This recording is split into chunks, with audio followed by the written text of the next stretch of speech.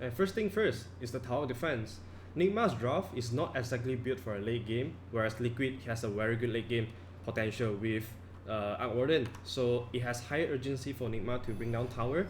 And the first mid wave of catapult is always the best timing for you to push down towers, but Liquid, their first move is very perfect because they read the Viper's intention very perfectly, and they do a two-man rotation here with Rubik and Insignia to bring down this badass Viper. So this is the one good move of Liquid, knowing exactly that Nigma wants to pressure tower early on and then stopping it. So let us fast forward a little bit towards Vipers. After he respawned, he immediately walked down bottom because he know that the mid catapult wave is screwed. He got punished. So right now he wants to go to another lane with this creep. So mind control lane will be it. And then he walks towards here, gets scouted by Tiger, and this gives Liquid a lot of time to think to themselves and to digest what is this information about. So they know that Rihao wants to come down and pressure tower. He got too aggressive, so instantly Dragon Knight TP down, and Primal Split is used by the Brewmaster, and they punish Viper once again. So this is the game plan of Liquid. All they want to do is to defend tower. They want to defend the first wave of catapult because they know that their lineup is better in a late game. They'll skill better as long as they defend their towers. So looking at the time right now is 10 minutes in the game, and Nigma is slightly behind. Even though their two cores are farming quite well, but I would say they feel a sense of urgency because they haven't gotten any tower yet. So a good team like Nigma, they know that when they need to push the tempo up, they'll need to take down some towers. And how do you take down towers when you're slightly behind? You want to group up with your teammate and utilize these big ultimates like the Quap, Sonic Wave, like the Death Prophet, Exorcism. You want to stack them together and use at once. And most importantly, you want to use it to get the most important tower of the game, which is the mid tier 1 tower. And because right now Nigma's 5-men are a little bit stronger than Liquid, with the Exorcism, with the Sonic Wave, the amount of burst damage is just too high. So they managed to get the 2 kills, not a lot, but enough for them to get this mid tier 1 tower, which is the most important tower in the entire game. And about the importance of this, I'll talk about this in some other video, but this is a display of how you want to group up your resources and stack your big ultimates together for one objective. And right now, 40 minutes into the game, Liquid got their first timing up. They have the Blink Dagger on Dragon Knight. They also have the Blink Dagger on Brewmaster. They instantly push out mid wave and smoke. And they have vision around here thanks to these ops of Quap. But then Death Prophet is an easier target because Quap has gone away, so they've gone on man controls Death Prophet. And then Miracle is a little bit cocky here, trying to outplay with the EV rune, but then a professional support like Insignia will always have a sentry, and then they just get another 2 kills because of Nigma's Save Your Body Syndrome. So they managed to utilize this double Blink Dagger combo and review them together with one smoke, and most importantly get 4 kills and take down mid tower. Alright, but then again, before DK and Brewmaster gets their Blink Dagger, how did they play the map out? How did they manage to find farm for their 2 most important heroes to get their Blink Dagger? I'll show you guys. First of all, you have the Rubik constantly sitting in the dead lane. Alright, so this lane is officially a dead lane right now for Radiant. The Arc Warden or the DK or the Brewmaster don't want to be here because the risk of dying here is just too high. So they want to have a Rubik that can spam spells. Fate Bolt plus the stolen Nanotoxin is going to help him push out this lane very safely. And then you have the DK constantly sitting at mid to clear out this camp. And because DK is so tanky, so Nigma wouldn't want to try and risk diving the DK right here. So this is a very safe farm for DK as well. He is 600 or 700 towards Blink Dagger. And also, so Arc Warden is one of the most vulnerable target right now. And because of this, Insignia has been following him, has been giving him information with a deward, with sentries, And then because of his Spark Wraith, he'll always just spam all this Spark Wraith at the entrance of the jungle. So anyone walks in to try to gank him, he'll be able to know. And once he has left his safe spot, Insania is there to protect him. So right now, what Liquid is doing that is they're splitting the whole map very efficiently. You have the Outwarden farming top, the whole top lane and the jungle, and then you have DK pushing out mid lane and farming the camps beside him, and you have Brewmaster farming Ancient, which is one of the most efficient way of farming, and you have a Rubik staying in the trees to push out bottom tower. So this is how Liquid allocate their map resources to farm around the map in a very safe way. And even if their Rubik died bottom, they'll be very happy to sacrifice this guy, because all he does is buy time for Brewmaster, for DK to get to his Blink Dagger, which is the first pick or item spike for Liquid. Now there's a smoke by Nigma, a very successful smoke, and I'll explain to you guys the intention behind this smoke and how did they play the smoke out. So first of all, look at them. They smoke from the bottom secret shop all the way towards this side. Why? Because they know that a lane that is pushing in like that is where, like the bottom lane, they have the bottom lane push in. Most of the time, good teams will only put one support to clear out this wave, and the cores will be farming.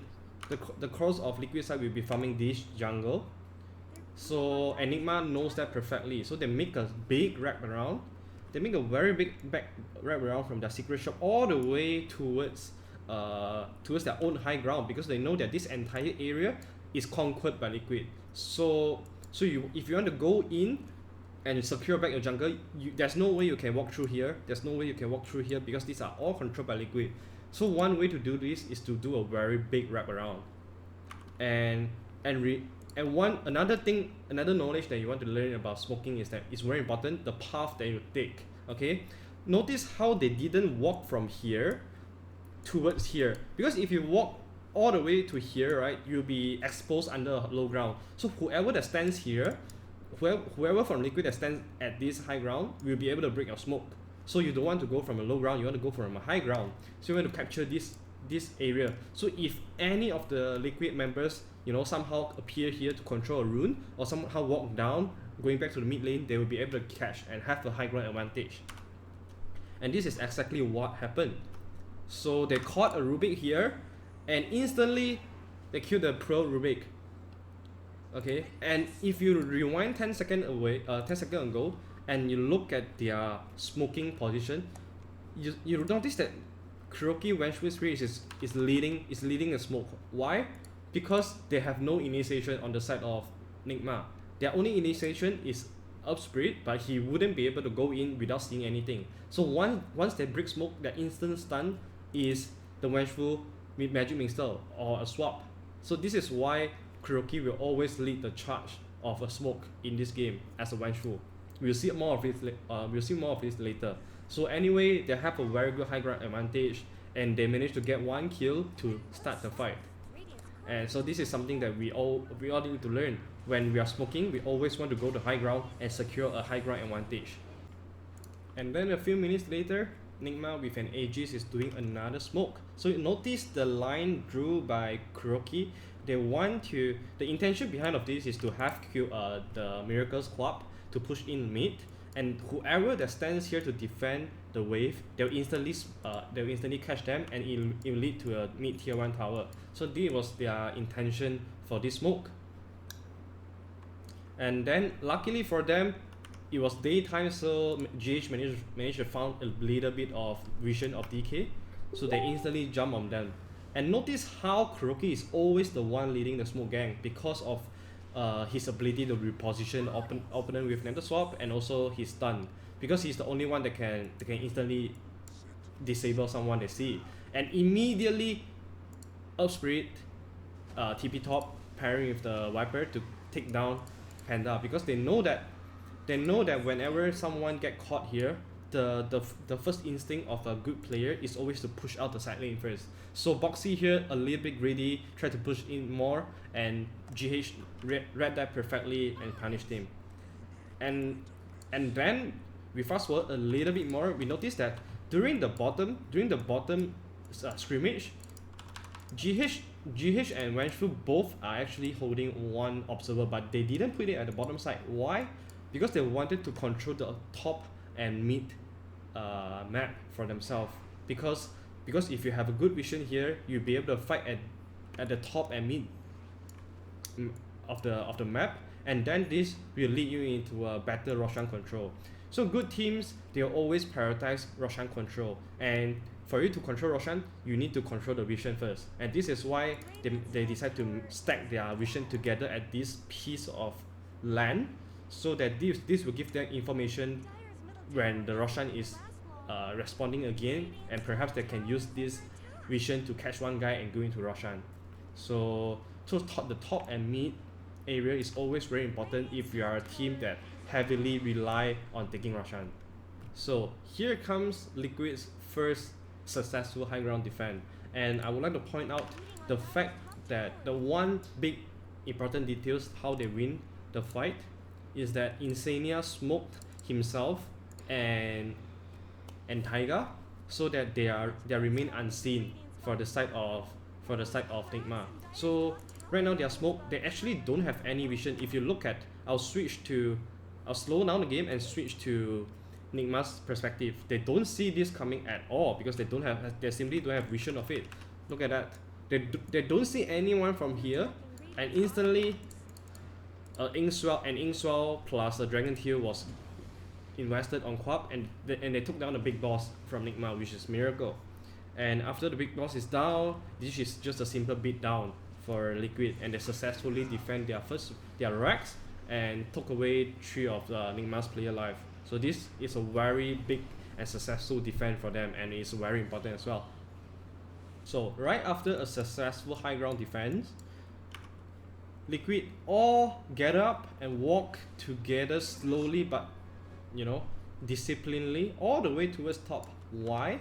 Because of Roshan. They want to conquer back and secure back the middle and top piece of land, so it will help them in securing Roshan later. They all walks to it, and they all walks to the top, and they managed to find a GH and a Kuroki. Right here, they took down 2 heroes real quick. And boom, they see a Dead Prophet pushing in the lane and then walking right into the jungle. It was exploded by these ops, so nice wording. And instantly, look at this. Look at the line that Insania drew. He completely caught that the Dead Prophet is going to come into this jungle and try to farm up. So him pairing with the DK, instantly walking towards Dead Prophet's location.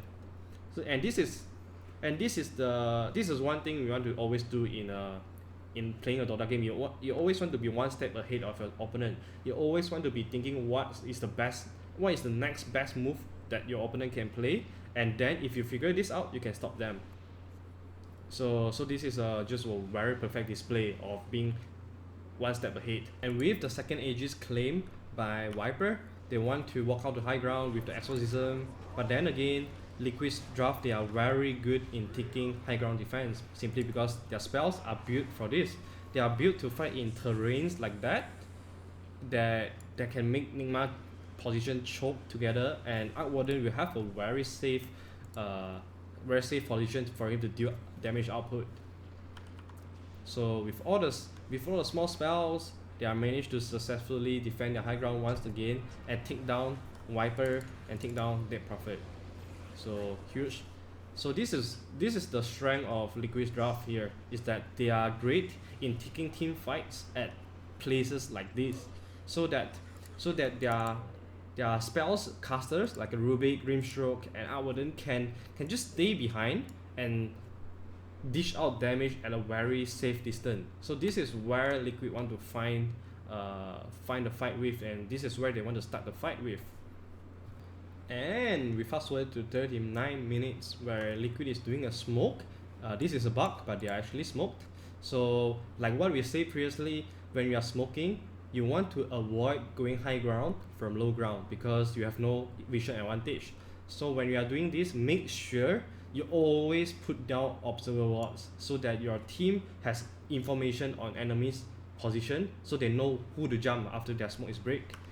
And fortunately for them, they managed to find a wiper. Very high risk, high reward play, but this time around the risk is paid off and they got a wiper without buyback. And with 4 versus 5, Liquid simply just are better in taking team fights when they are outnumbering Nigma. So this team fight result in a win for Liquid. And we'll continue watching this. Brewmaster pop his Pyramus lead and then they just demolish their Prophet. QP managed to blink out, but because of this beautiful ward here, they see the Quap. And then GH just came in, have to save your body syndrome, time to save Quap and lead to a dieback. So a full team wipe to Nigma. And this all comes down to this smoke gang. And always remember, when you're doing this kind of high risk smoke gang, you want to prepare yourself observer and sentry to put it on some heal instantly to give your team vision. And here comes to, I think, a big mistake for Nigma, because after team wiping them, Roshan is up. So they should have known that Roshan is up. And I do think that even though their Roshan taking is low, but they actually, with the assault, they will be able to take down this Roshan, and it's the 3rd Roshan, so it's pretty important actually. But then they managed to they decided to force buyback. They went in too aggressively for the Dead Prophet, and just nice when Shrew Spirit was respawn and swap to save Mind Control and Miracle buyback here as well. So pretty unnecessary, I feel. Yes, you managed to force a buyback from Quap, but then you feed away. You fed away a kill on Dragon Knight. And remember, Nigma draft, their heroes are really good in taking Roshan. So if you are making a mistake like that, you are just giving opportunity for Nigma to take Roshan. So a lot of you must be wondering, how did Liquid lost this game holding 18k in 47 minutes? In my opinion, this might just be the biggest turning point of this game. And like what we said just now, Liquid's draft, they are best in fighting in terrains, so they are best in when they are having high ground advantage, because their backline are protected by the terrain. But by charging onto Nigma high ground like that, you give that all away, and it makes your 2 backlines support very exposed. And look at how Miracle just solo killed Grimstroke here. He's holding Soul Bind with a hex, so he could potentially hex 2 person in this engagement. But great recognition of Quap taking him out first, and also because of this, Liquid's hero got split up perfectly by Nigma, and Outwarden wasn't in a very good place to deal damage. And this is Nigma just poking right and left of Liquid hero and just taking them out one by one. And this is simply how Nigma rely on the high ground advantage to pull out a very successful team fight. Liquid performance was pretty solid so far, but then this one mistake of miscommunication really cost them a lot, because while Grimstroke is walking into the vision of Nigma, while he's doing this, DK was actually retreating back to the camp to farm this thing, because DK wants to get to level 30. He was just barely level 30 and he wants to get to it before the next fight. So, but then Grimstroke, I guess he didn't know that, so he walked right into the Lion Den, and then they fed 2 kills for no reason to Nigma. So this was the horn of Nigma's comeback actually. And finally, we come down to the last fight of this entire game, and we have been saying how Liquid should fight at a better place where they have high ground advantage, and this looks like the best that they can find already, because the entire Nigma team is at the low ground. But then again, Nigma, they are just simply better than Liquid in this fight. You have GH and Quap teaming up to isolate the 2 supports here, and you have Mind Controls, their Prophet, to isolate the Outwarden here, as well as the Dragon Knight. But because of Siphon, that's really just too good against a strength hero like Dragon Knight. He was able to stay alive all the time, and they managed to take down Outwarden as well. So most of the heroes from Liquid does not have buyback now, and it's just Nigma after this fight instantly charging towards throne and end the game. And this is the total breakdown of Team Liquid versus Nigma, and I hope you guys like it. For me personally, my biggest takeaway is that I learned that a draft like Team Liquid, to succeed in a team fight or not, it rely on having a team fight at an ideal location. For example, having a high ground advantage. So we have seen a lot of time when Team Liquid doesn't have the high ground advantage, they lose, and when they have, they win it easily. For example, the high ground defenses. So in the next time, whenever I have a spellcaster like Outwarden, Rubik, and Grimstroke that I want to protect, I'll always tell my team to we make sure we want to pick team fights to happen at high ground when we have advantage ourselves. We want to be the one determining where to start the team fight and where we don't want to start the team fight. And that's my biggest takeaway for this series. This is one long ass video, isn't it? So I hope you guys like it, and as usual, feedbacks are always welcome. Feel free to comment below and let me know what is your biggest takeaway or what is your opinion on after watching this analysis. So if you guys like it, feel free to share, subscribe, and like, and we'll see you next time.